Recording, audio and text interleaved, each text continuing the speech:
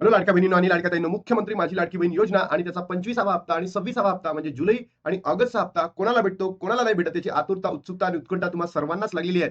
यामध्ये लाडक्या बहिणींनो, रक्षाबंधनानिमित्त तुम्हाला 3,000 रुपये भेटणार का? सोबतच जी नवीन ई-केवायसीची प्रक्रिया आहे ती कधी सुरू होणार आहे याबद्दलची सर्वात मोठी अपडेट आलेली आहे. सोबतच लाडक्या बहिणींनो, या व्हिडिओमध्ये जे रक्षाबंधनाचं गिफ्ट आहे हे 3,000 मिळणार आहे की 2,100 मिळणार आहे की 1,500च मिळणार आहे याबद्दलची एक अपडेट आलेली आहे. त्यानंतर लाडक्या बहिणींनो, तुमच्यासाठी एक आनंदाची बातमी आहे की ज्या बहिणींची आतापर्यंत ई-केवायसी झालेली नव्हती तर ती ऑगस्ट महिन्यामध्ये सुरू होणार आहे आणि लवकरात लवकर तुम्हाला ती ई-केवायसी करून घ्यायची आहे. बघा लाडक्या बहिणींनो, सर्वात पहिले तुम्हाला खुशखबर देतो की आज आहे 8 तारीख आणि काल कोणत्याही प्रकारचा जी-आर आलेला नाहीये आणि लाडक्या बहिणींनो, जो सेकंड सॅटर्डे असतो तो असं सुट्टीचा असतो, म्हणजे आजही जी-आर येणार नाहीये. जी-आर येणारा जो वीक आहे तो आहे नेक्स्ट वीक 10 ते 14 या तारखांमध्ये जर जी-आर प्रसिद्ध होऊन तुमच्या अकाउंटला पैसे जमा झाले तर ते लाडक्या बहिणींनो किती रुपये होतील? 1,500 रुपये होतील. बरोबर.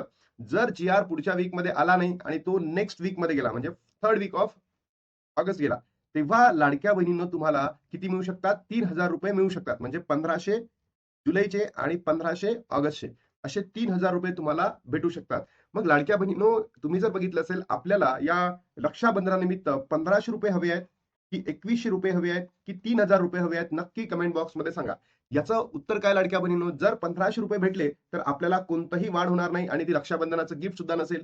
जर आपल्याला हप्ता वाढून दिला तर ते 600 रुपये झाले तर ते खूपच चांगलं आहे की आणि आतापर्यंत जे सरकारी माध्यमांनी आहे त्यांनी म्हटलंच आहे की आम्ही योग्य वेळ आली की हप्ता वाढवून देऊ. 2 वर्ष झाले आणि आता रक्षाबंधन ही योग्य वेळ आहे. तर त्यासाठी लाडक्या बहिणींना 2,100 हे मानधन द्यावं का? की सोबत जुलै आणि ऑगस्ट असे दोन्ही हप्ते एकत्र भेटावेत? तुम्हाला काय वाटतं? नक्की कमेंट बॉक्समध्ये सांगा. आणि सोबत लाडक्या बहिणींनो, जी आता बहिणी आहे ज्या अपात्र ठरलेल्या आहे आणि ज्या पात्र ठरलेल्या आहे त्या प्रत्येक बहिणीसाठी ऑगस्टच्या लास्ट वीक पर्यंत ई-केवायसी प्रक्रिया पुन्हा सुरू होणार आहे. बघा, ई-केवायसी प्रक्रिया पुन्हा सुरू होईल लाडक्या बहिणींनो ऑगस्टच्या एंडमध्ये.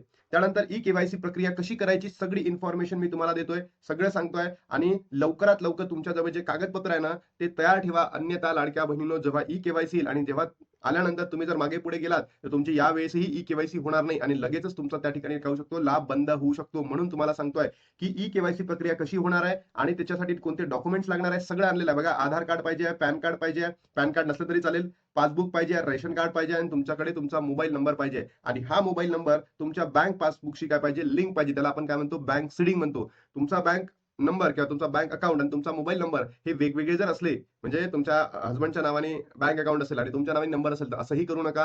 तुमचंच अकाउंट, तुमचाच नंबर, तुमचंच आधार कार्ड सगळं योग्य ती माहिती असेल. आणि पुन्हा एकदा सांगतोय, ज्या बहिणी आता त्यांना गरज नाहीये लाडकी बहीण योजनेची तर त्या बहिणींनी हा लाभ घेऊ नका, ई-केवायसी करू नका. कारण लाडक्या बहिणींनो, पुढे असंही होऊ शकतं सरकार एखादी मोठं पाऊल घेऊन तुमच्याकडनं ते पैसे वसूल पण करून घेऊ शकतात. कारण तुम्ही बघितलं असेल अनेक अशा लाभार्थी बहिणी आहेत त्या या ई-केवायसी मुळे किंवा चुकीच्या प्रक्रियेमुळे काय झाल्या? अपात्र ठरलेल्या आहेत. त्यांना योग्य पद्धतीने लाभ देण्यासाठी सरकारने हे केलं होतं. पण याच्यामध्येही अनेक अशा लाडक्या बहिणी आता आढळत आहेत की ज्या सरकारी त्यांचे वडील किंवा त्यांचे हसबंड सरकारी कर्मचारी आहेत, त्यांचं इन्कम जास्त आहे तरी सुद्धा त्यांना या योजनेचा लाभ भेटत आहे. म्हणून लाडक्या बहिणींनो, तुम्ही योग्य तो निर्णय घ्या. त्यानंतर बघा लाडक्या बहिणींनो, कागदपत्रे मी तुम्हाला सांगतोय. आधार कार्ड अर्जामध्ये आधार कार्ड प्रमाणे तुमचं नाव काय करावे? नमूद करावे. अधिवास प्रमाणपत्र हे जर नसेल तुमच्याकडे, अधिवास प्रमाणपत्र जर नसेल तर तुम्ही 15 वर्षापासून जुनं रेशन कार्ड त्या ठिकाणी वापरू शकता किंवा तुम्ही 15 वर्ष जुने तुमचं मतदार कार्ड ओळखपत्र या ठिकाणी वापरू शकता. तुमचं जन्म प्रमाणपत्र असेल, ज्याला बर्थ सर्टिफिकेट म्हणतो, किंवा शाळा सोडल्याचा दाखला, यापैकी कोणतेही एक या 4 डॉक्युमेंट पैकी 5 डॉक्युमेंट पैकी तुम्हाला एक द्यावं लागेल. शाळेत सोडल्याचा दाखला असेल किंवा जन्म प्रमाणपत्र असेल, तुम्ही ते देऊ शकता. महिलेचा जन्म परराज्यातील असल्यास, म्हणजे एखादी महिला आहे ती दुसऱ्या राज्यामध्ये जन्माला आली पण आता महाराष्ट्राची रहिवासी आहे, तर 15 वर्षापासूनचे रेशन कार्ड, 15 वर्षापासूनचे मतदार प्रमाणपत्र, जन्म प्रमाणपत्र, शाळा सोडल्याचा दाखला आणि अधिवास यापैकी कोणतंही एक चालेल. म्हणजे वरती तुम्ही जर महिला असाल महाराष्ट्राच्या किंवा बाहेरच्या तर तुम्हाला हे 5 डॉक्युमेंट पैकी कोणते एक डॉक्युमेंट लागेल. वार्षिक उत्पन्न 2.5 लाखापेक्षा कमी असणे, म्हणजे तुमच्याकडे जर पिवळी किंवा केशरी शिधापत्रिका असेल तर तुम्हाला इन्कम सर्टिफिकेटची गरज नाही. पण तुमच्याकडे व्हाईट काय असेल? शिधापत्रिका, तर तुम्हाला कशाची गरज आहे लाडक्या बहिणींनो? 2.5 लाखापर्यंतचं तुमचं इन्कम सर्टिफिकेट. नवविवाहितेच्या बाबतीत तुमच्या रेशन कार्डवर तिच्या नावाची नोंद नसल्यास विवाह प्रमाणपत्र जरी तुम्ही दिलं तरी चालेल. ठीक आहे. बँक खाते तपशील, म्हणजे तुमचंच नाव आणि तुमचीच नंबर हा लिंक पण पाहिजे आणि तुमच्याच नावाचं बँक अकाउंट पण पाहिजे आणि खाली येईल लाभार्थी महिलांचं हमीपत्र. मग हे आता कसं करायचं आहे? हे लाडक्या बहिणीनो, एक तर ऑनलाईन प्रोसेस होईल किंवा ऑफलाईन प्रोसेस होईल. ठीक आहे. ऑफलाईन जर झाली तर ते तुम्हाला नगरसेविका असेल, तुम्हाला आशाबाई असेल, तुम्हाला आपल्या ग्रामपंचायतीमध्ये असतात ते अंगणवाडी सेविका यांच्याकडे जाऊन तुमचे अर्ज सबमिट करायचे आहे. पण लाडक्या बहिणींनो, यांच्याकडे जाण्यापेक्षा माझं एवढंच म्हणणं आहे, की तुम्ही होत असेल तितकी ती प्रोसेस ऑनलाईन करा.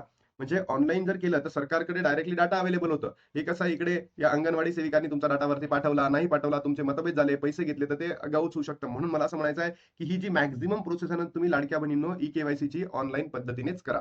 बरोबर? आणि आता सर्वात महत्त्वाचा मुद्दा आहे, की आपल्याला ₹1500 भेटणार आहे, 2100 भेटणार आहे, की 3000 आहे. तर लाडक्या बहिणी तुम्ही कमेंट बॉक्समध्ये सांगा, तुम्हाला हप्ता वाढून पाहिजे आहे, 2 हप्त्याचे पैसे एकत्र पाहिजे आहे, की ₹1500 पाहिजे? तर नक्की कमेंट बॉक्समध्ये सांगा. आता मी तुम्हाला सांगतोय बघा, 15 ऑगस्ट पर्यंत जर हप्ता वितरण झाला, तर तो लाडक्या बहिणींनो फक्त ₹1500 असेल. समजा त्यानंतर जर वितरण सरकारला करायचं आहे 15 ऑगस्ट नंतर, तर सरकारने एक तर 2100 द्यावे किंवा 3000 द्यावे. 3000 कसे? तर 3000 म्हणजे जुलै आणि ऑगस्टचा हप्ता. ठीक आहे. असे 2 हप्त्याचे पैसे एकत्र लाडक्या बहिणींच्या अकाउंटमध्ये जमा करावे आणि सरकारने जे प्रॉमिस केलं होतं, की येणाऱ्या कालावधीमध्ये आम्ही लाडक्या बहिणींचं काय करून देतो, हप्ता वितरण वाढवून देतो. तर मला असं वाटत नाही लाडक्या बहिणींनो, की सरकार 2100 वर डायरेक्टच म्हणजे 1500 वरून डायरेक्ट ₹2100 हप्ता वाढवेल. तर मला याची तर शक्यता वाटत नाही. पण मला याची शक्यता वाटते, की रक्षाबंधनानिमित्त लाडक्या बहिणींना जुलै आणि ऑगस्टचा हप्ता दिला जाईल. कारण की रक्षाबंधन आहे 28 तारखेला आलेला आहे आणि ज्या महिन्याचा लाभ त्या महिन्यामध्ये सरकार पहिले तर देतच होतं. मग आताही असं होऊ शकतं, की दोन्ही महिन्याचा जो लाभ आहे एकत्र लाडक्या बहिणींना मिळू शकतात. तुम्हाला काय वाटतं नक्की कमेंट बॉक्समध्ये सांगा.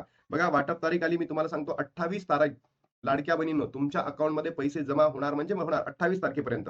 त्यानंतर 1500 पाहिजे तुम्हाला, 2100 पाहिजे की 3000 पाहिजे नक्की कमेंट बॉक्समध्ये सांगा. है ना? आता लाडक्या बहिणी इथे थांबतो आणि भेटतो तुम्हाला नवीन व्हिडिओमध्ये. तोपर्यंत बाय बाय.